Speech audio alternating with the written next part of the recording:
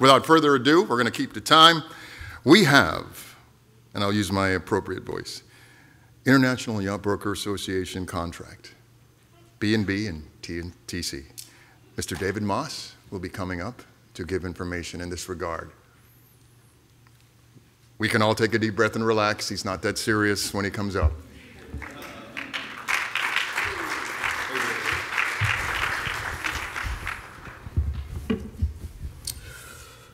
All right. Good morning, everyone. What I'm going to do is I'm going to talk for about 15 minutes about the new agreements, what they are, why IYBA saw an opportunity to introduce new charter agreements, and then spend a little bit of time talking about a subject that tends to recur at these events, which is the difference between a time charter and a bareboat charter, why you need to use a bareboat charter, and what a bareboat charter is supposed to look like.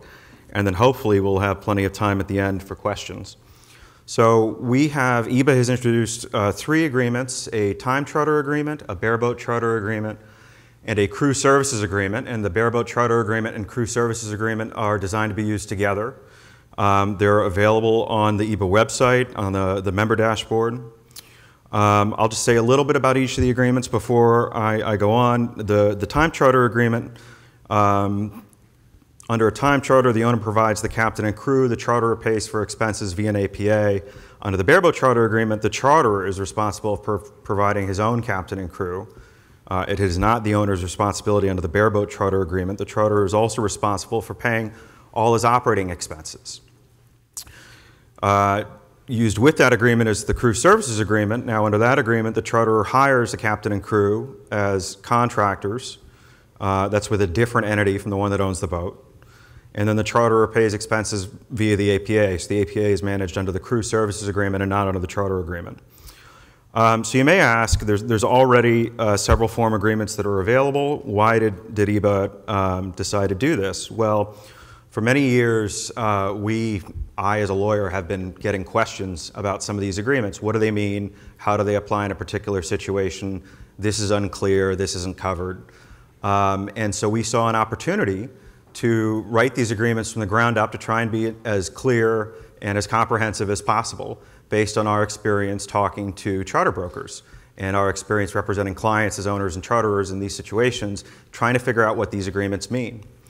IYBA has a very active and engaged community of charter brokers, and we saw an opportunity to draw on their experience to improve the forms, not only before they were released, but also now that they're out there and available for use as we move forward.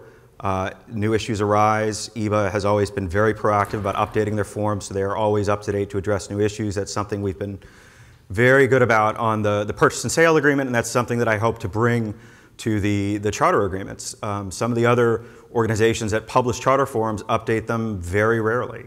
And we're hopeful that as new issues come up, we'll be able to address those in the forms, work with the membership to make sure the forms are up to date and useful. And then the one other thing, I mentioned we're doing a time charter agreement. There was an opportunity here to fill a gap in the available charter forms. If you look at time charters, there's the IYBA form, which was designed for charters in the Med and provides for law and arbitration, English law, London arbitration. And then you have the other time charter agreement that's widely used is the AYCA uninspected passenger vessel charter agreement, which is designed for U.S. documented vessels with a coastwise endorsement that are transporting passengers in U.S. waters. So for charters in the Caribbean, really you're stuck using the IYBA form, and it makes no sense if you have an American owner and American charterer doing a charter in the Bahamas for them to sign a form that provides for English law and London arbitration. You can obviously change the law and arbitration by addendum, which is a little bit cumbersome, and there are some provisions of the agreement that may be read differently under US law. So rather than doing that, we decided that we would just write a US law time charter agreement that could be used both in US and foreign waters. And so that's what the time charter was designed to do. The other thing that applies to all 3 of these is, as with the purchase and sale agreement, we wanted to take advantage of IYBA's new dispute resolution platform, the International Yacht Arbitration Council. As in the purchase and sale agreement, that is now the default dispute resolution method in all of these three agreements, the two charter agreements and the crew services agreement. So we think that that offers an efficient way to resolve disputes. You're going to be before arbitrators who understand the industry, who don't need to be educated on how the charter business works, and that'll make it easier to resolve disputes that can't be resolved by negotiation. Okay, so I've talked about the agreements and why we have them. Now the part that is really complicated and that I think gives us a lot of trouble, which is time charters and bareboat charters. The basic difference between a time charter and a bareboat charter. A time charter is like a taxi. You get in the taxi, you tell the driver where to go. You're not in control of the taxi, it's not in your possession, you're not responsible for operating it, you're not responsible for maintaining it. You're paying for a service, and the service is the guy's going to take you where you want to go. A bareboat charter is like a rental car. You are taking possession of the car. You are responsible for operating it. You can hire a driver if you want, but you're responsible for operating it. The rental car company isn't. You're responsible for maintaining it. Bareboat charter is the same way. You're getting possession of the boat. You're not just paying for a service, you're paying for, it's basically a lease. You're paying for the use of the boat for a certain period. And you, the charterer, are responsible for hiring a captain and crew. Now, most charterers don't have a captain and crew on retainer. They would actually prefer to use the vessel's captain and crew who are familiar with the vessel. They may have chartered with them before. And so they would like to hire them. Now, the question is, how do you do a bareboat charter with the owner's captain and crew on board? We'll talk about that in a little bit. First, I want to talk a little bit about why we need to use bareboat charters. Why can't we just do time charters in U.S. waters? And the answer is that under U.S. law, something called the Passenger Vessel Services Act, only coastwise qualified vessels are allowed to transport passengers between points or places in U.S. waters. What is a coastwise qualified vessel? Coastwise qualified vessel is a U.S. documented vessel with a coastwise endorsement. Coastwise endorsements come with very strict criteria. To get a coastwise endorsement, in most cases, the vessel has to be U.S. built. MARAD waivers are available under some circumstances, but in most cases, the vessel has to be U.S. built. The vessel has to be U.S. owned, meaning not only if there's an entity, say an LLC that owns the vessel, that is a U.S. entity, but that the member of that entity, the beneficial owner, has to be a citizen. It has to be up to 75% owned by U.S. citizens. I'm sorry, at least 75%. And then the vessel also has to be U.S. crewed. There are exceptions. Obviously, you can hire foreign crew on foreign vessels. There are limited exceptions that allow you to hire foreign crew on U.S. documented vessels that have only a recreational endorsement. But if you have a coastwise endorsement, you have to have U.S. crew. So U.S. build, U.S. owned, U.S. crew, obviously U.S. documented. Foreign flags are completely out. So if you have that coastwise endorsement, you're allowed to carry passengers. Charter guests obviously are considered passengers. So if you want to carry charter guests, you need to have that coastwise endorsement. Now, there are exceptions. There are some itineraries you can do. Everyone, I think, knows about the voyage to nowhere. If you go out more than 3 miles and then come back in, that's not considered a coastwise voyage, so you don't need a coastwise endorsement to do that. Obviously not the most interesting charter itinerary. So in most cases, you do need that coastwise endorsement. So the question is, if you have vessels that are ineligible for coastwise endorsement because they're foreign built, because they're foreign owned, because they're foreign flagged, what do you do? Well, under a bareboat charter, the charterer becomes, in effect, the temporary owner of the vessel. In maritime law, the charterer is called the owner pro hoc vice. During the charter period, he's basically the owner. If you have a vessel without a coastwise endorsement that you own and you want to invite your friends and take your friends out on the boat, just as the owner and the owner's guests, they're not considered passengers. They're not considered passengers. That's a recreational use. You don't need a coastwise endorsement to do that. Similarly, if you, as the bareboat charterer, want to take the boat out with some of your guests, during the charter period, you're just like the owner. You step into the owner's shoes. So you don't need a coastwise endorsement to do that. You can carry a bareboat charterer and his guests are not considered coastwise passengers, and so they can be carried in U.S. waters without a coastwise endorsement.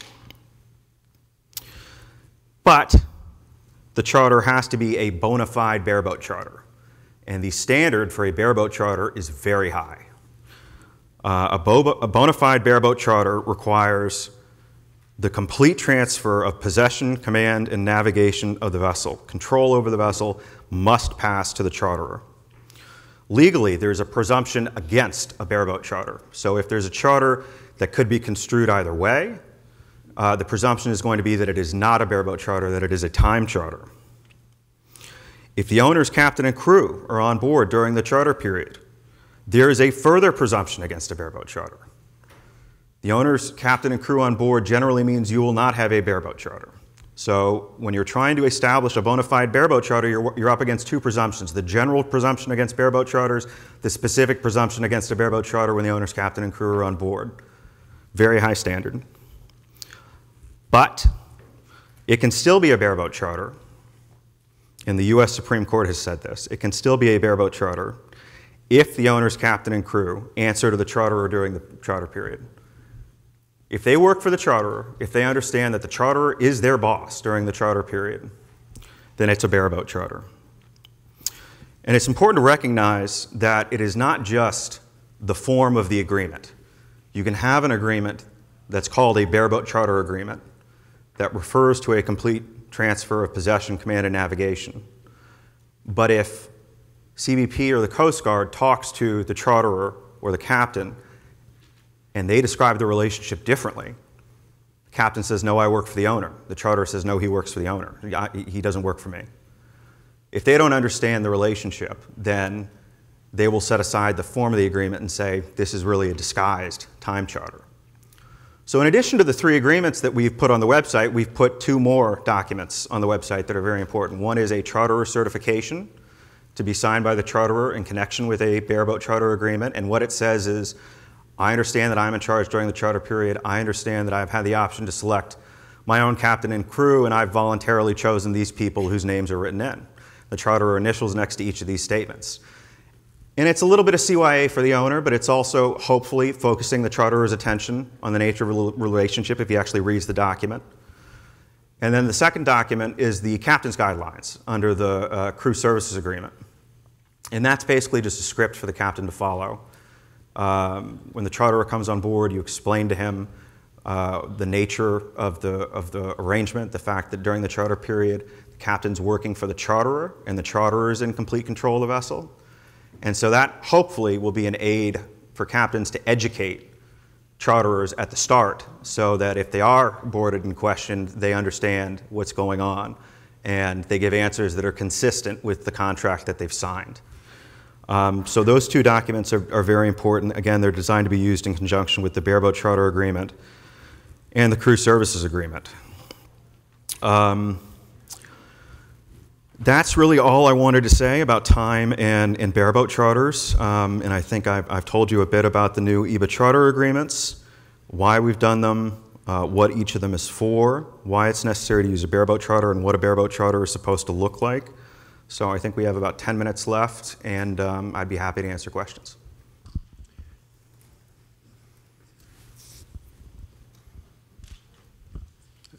I just really have 2 comments on this, more than questions, but David might be able to put some lights on the second one. Firstly, as a yacht manager, the question of jurisdiction I want to share with the room is such a massive decision you're making, and now that I'm divested from yacht management, I'll put it out there that anybody that's using the IYBA agreement under UK law is insane. Look at this really carefully. I've been stuck in those in arbitration and depositions. It's an impossible situation, so really, really pay attention to that. The second, on the bareboat charter from the crew side, there is another solution to this through doing bona fide crew leasing. David's firm and my firm have worked on that, and I can answer questions about that outside the group, but there is a solution to that, because the reality of using the owner's crew as the charterer's crew and creating a good story for the Coast Guard is really important. We've seen this the last few years, especially up in New England. The Coast Guard and Customs Border Patrol are briefed on this, and if you try to create a facade, you are not going to succeed. So on the first point, it's true, London arbitration is fantastically expensive. The only good thing about that is it tends to encourage settlement, but not always on the merits. So that's why the IYAC is a better alternative for resolving disputes. On the second point, these two agreements, the bareboat charter agreement and the crew services agreement, should be with separate entities. When the owner employs the crew directly, what he does is he sets up a separate company under common ownership that employs the crew. So it's still an affiliate of the owner. Not ideal. Obviously, the Coast Guard could look at that and say, well, these have the same owner. They're just, they're on the same org chart.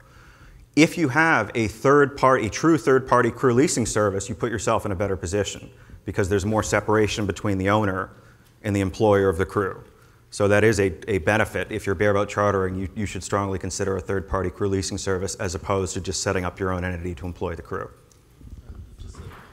For a little personal plug, as far as I know, I'm the only person that owns a bona fide crew leasing entity in the Cayman Islands. Shameless self-promotion. We love that. Thank you, Graham. Thank you. And by the way, it's not creating a good story, it's consistency of messaging. Thank you. Hi, David. I think most charter brokers and maybe charter managers, before using the contracts, just without comparing the agreements side by side, just to know if there are any drastic differences between the MIBA and the time charter IYBA agreement? We try to keep the commercial terms as consistent as possible. Things like the payment schedule, the consequences of cancellation by the owner and the charterer, delayed delivery and redelivery. All the basic commercial terms are what are accepted in the market and what charter brokers already know. The changes we made are sort of incremental based on experience, and I'll just throw out a couple of examples. The clause I get asked the most about in charter agreements is the one about salvage. Owners ask me, why should I, if my boat gets salvaged, why should I split it with the charterer? Because it's not 100% clear that they're not talking about a salvage of the vessel, they're talking about the vessel rendering assistance to a different vessel in distress and the proceeds of that salvage. I have tried to make that as clear as possible in the IYBA agreement so I don't get asked that question anymore. How's that working out? Well, we'll see. Another point, there's a provision in, I think, both the MIBA and the AYCA agreements that says if this charterer charters the same vessel within a year, you're entitled to a commission. What if the next time he charters it, it's using an LLC? Is that the same charterer? Under the MIBA and the AYCA, it's not 100% clear. We've made clear that it is. Small changes. We're looking to make improvements where we can, but we're not trying to reinvent the wheel. Uh-oh. You got your seatbelt fastened, David? Tray table in the upright position. All right, look. Cruising permits. Okay. All right. In the jeopardy of losing a cruising permit because you're chartering, yet I know the position, but would you kind of briefly describe? I have a follow-up question. That's what to do with the president. I have a follow-up question too, though. But okay. On the cruising, talk about cruising permits for just a second. The problem is that CBP in most places has now taken a position that's inconsistent with the underlying statute and regulations. The underlying statute and regulations, I think, are fairly clear that a bareboat charter should be allowed under a cruising license. It's considered a recreational use for basically all other purposes. But CBP in many places, probably most places, now takes the position that any chartering, even bareboat chartering, any offer to charter, renders a vessel ineligible for a cruising license. That doesn't mean you can't charter. You can always obtain a permit to proceed every time you move from one port area to another, but you have to go and do that in person at CBP, and that makes it very difficult to maintain a charter itinerary. So unfortunately, the reality is that sometimes you can get a cruising license even if the vessel is offered for charter, but I think CBP's more or less official position is that you shouldn't be able to. All right, thanks. And the last question is more of an opinion than anything. In our lifetime, do you ever think there's going to be the possibility that we'll be able to do away with a subterfuge called bareboat chartering? When it's this wink-wink relationship we have with the Coast Guard and a nod and so, and then someday there's going to be a disaster and somebody's going to really determine that in fact it wasn't a bareboat charter, and the insurance companies would take some kind of a contrary position, I'm sure, as well.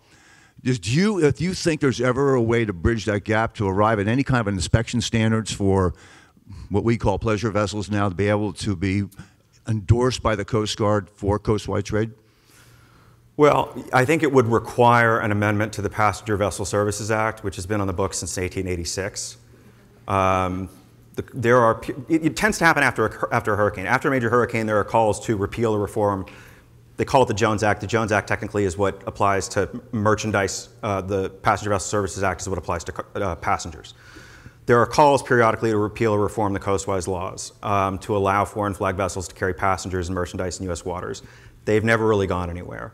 Short of that, I think the answer is no, because the problem is the Coast Guard can publish guidelines, CBP can publish guidelines, but the test for whether something is or is not a bareboat charter is sort of all the facts and circumstances test. It's a multi-factor test.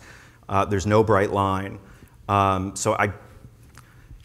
this point, again, short of amending the Passenger Vessel Services Act, I think if we pushed CBP or the Coast Guard to give us a more sort of categorical answer, we probably wouldn't like it.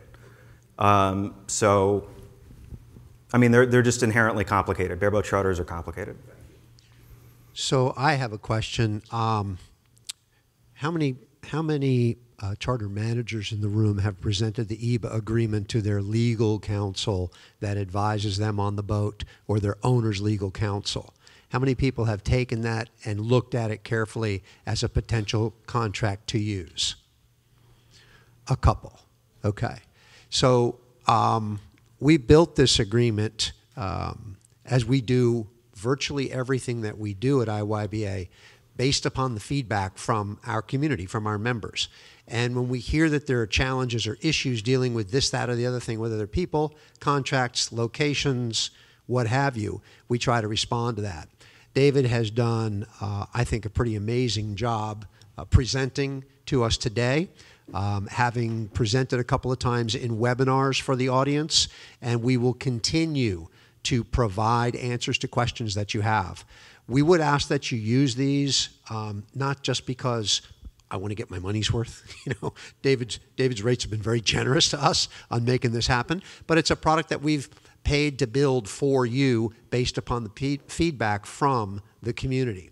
So if you are a charter broker and you're not using the agreement because the boat hasn't approved it, the manager hasn't approved it, the manager's lawyer hasn't approved it, the manager's lawyer's owner hasn't approved it, whatever the case may be, I would encourage you to look at the agreement. It's on the system. It's available to you. If you're a member, go through your password. It's right there in your documents library. Please look at this. Please look at the contract. Please bring it forward for you managers. Please bring it forward to your legal advisors and make sure that they're okay with it. If they're not okay with it, let us know why. Please tell us. If there's something that you see that's wrong, chances are it really only bears an explanation. Any other questions from the audience? Thank you. Thank you. Thank you, David. That was really good.